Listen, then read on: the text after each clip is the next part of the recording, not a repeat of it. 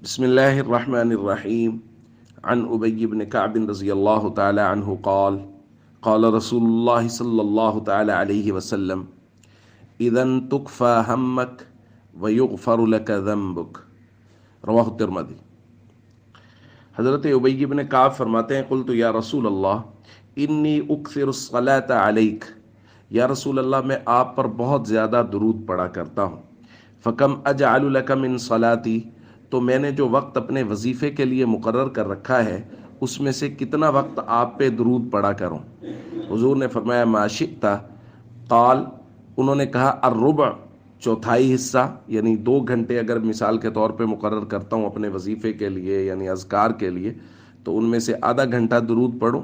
حضور نے فرمایا ما شئت فإن زدت فهو خیر لک، ویسے تو جو تمہارا دل کرے، لیکن اگر یہ مقدار بڑھا دو گے تو تمہارے لیے اور زیادہ بہتر ہوگا۔ قلت، میں نے کہا النصف، پھر آدھا حصہ، یعنی اگر 2 گھنٹے وقت نکالوں گا تو 1 گھنٹہ درود پاک پڑھوں گا اور 1 گھنٹہ دیگر اعمال کر لوں گا، دیگر اذکار کر لوں گا۔ فرمایا ما شئت، ویسے تو جیسے تمہارا دل کرے، فإن زدت فهو خیر لک، لیکن اگر اور زیادہ مقدار بڑھاؤ گے تو تمہارے لیے اور زیادہ بہتر ہوگا۔ قلت فالثلثین، میں نے کہا پھر 2/3، یعنی سمجھ لیجئے کہ 2 گھنٹے میں سے 1.5 گھنٹہ درود پاک اور 1 گھنٹہ دیگر اذکار۔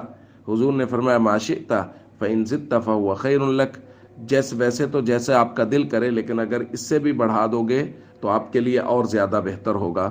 تو حضرت ابی بن کعب فرماتے ہیں میں نے کہا اجعل لک صلاتی کلھا، یا رسول اللہ آج کے بعد جتنا وقت بھی میں وظیفے کے لیے نکالوں گا وہ سارا وقت آپ پہ درود ہی پڑھا کروں گا۔ تو نبی کریم صلی اللہ علیہ وسلم نے ارشاد فرمایا جو آج ہم نے تلاوت کی، اذن تکفی ہمک ویغفر لک ذنبک، اگر ایسا کرو گے تو یہ درود پاک کی کثرت تمہارے غموں کے لیے کافی ہو جائے گی اور تمہارے سارے گناہ بخش دیے جائیں گے۔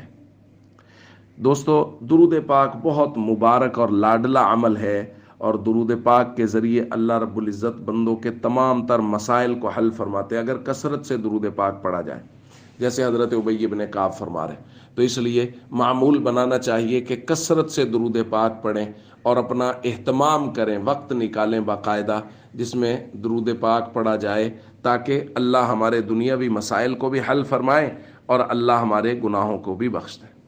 السلام علیکم ورحمۃ اللہ وبرکاتہ۔